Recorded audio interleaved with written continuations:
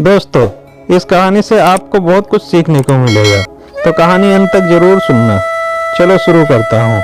टिटहरी का जोड़ा और समुद्र का गुरूर। समुद्र तट के एक भाग में एक टिटहरी का जोड़ा रहता था। अंडा देने से पहले टिटहरी ने अपने पति को किसी सुरक्षित प्रदेश की खोज करने के लिए कहा।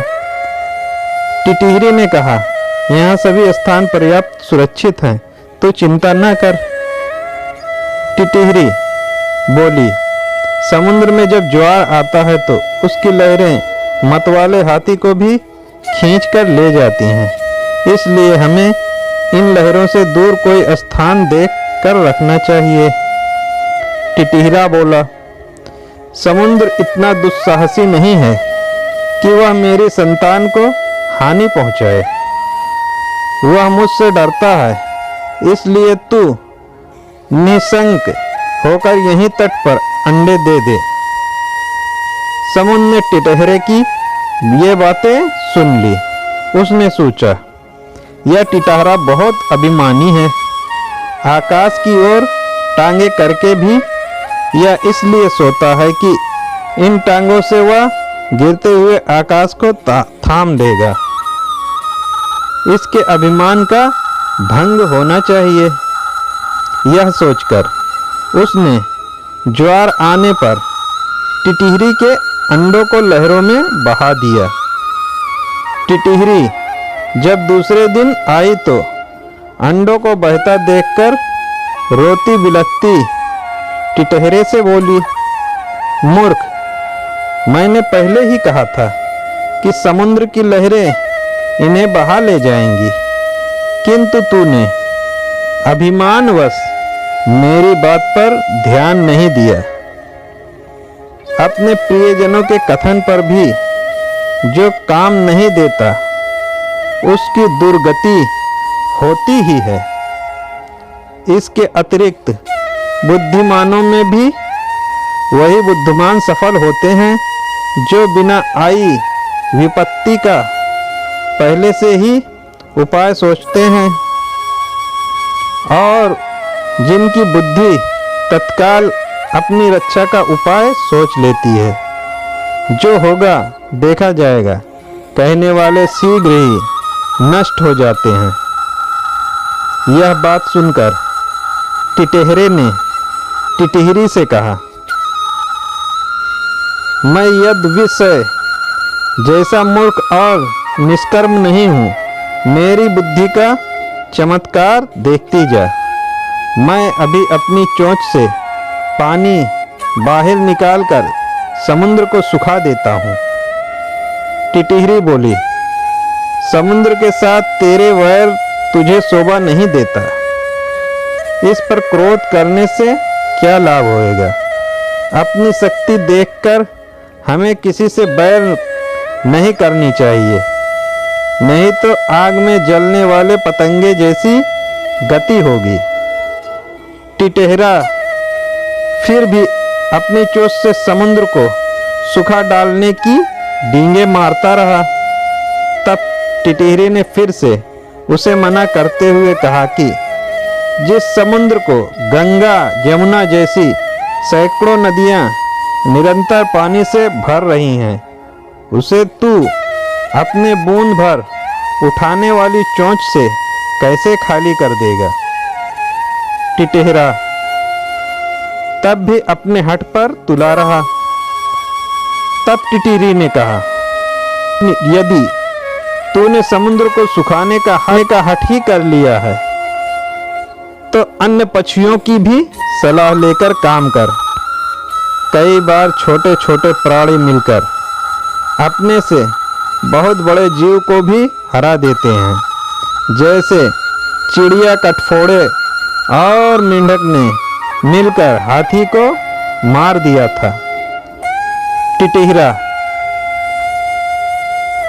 टिटहरा बोला, अच्छी बात है, मैं भी दूसरे पक्षियों की सहायता से समुद्र को सुखाने का यत्न करूंगा। यह कहकर उसने बगुले, सारस, मोर आदि अनेक पक्षियों को बुलाकर अपनी दुख कथा सुनाई।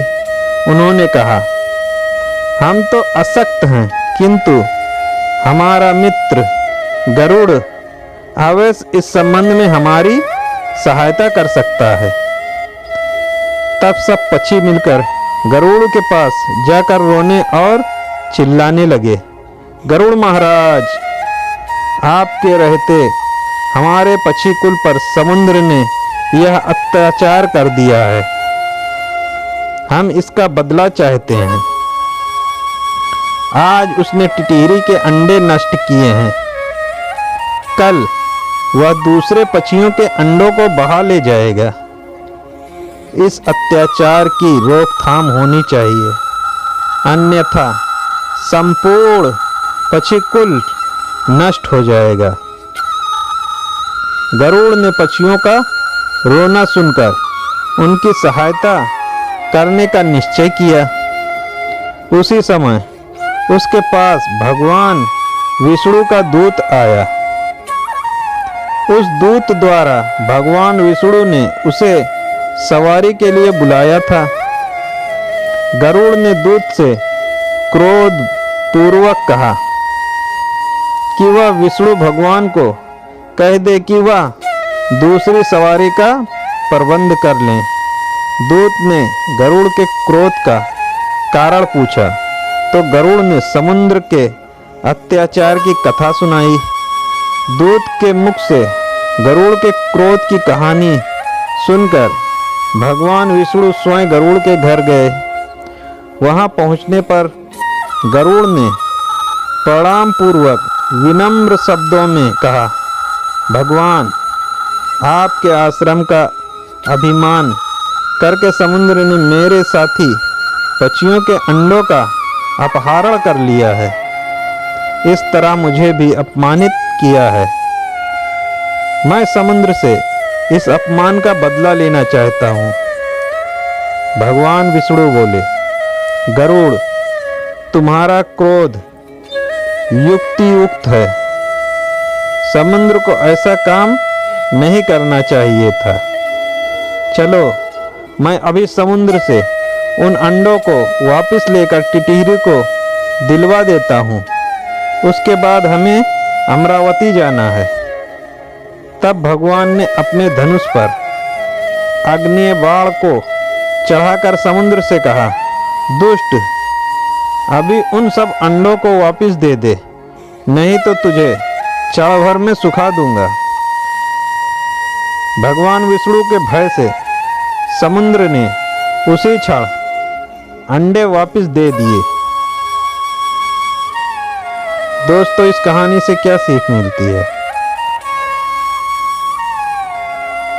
दोस्तों, अभिमान का सिर हमेशा नीचा ही रहता है।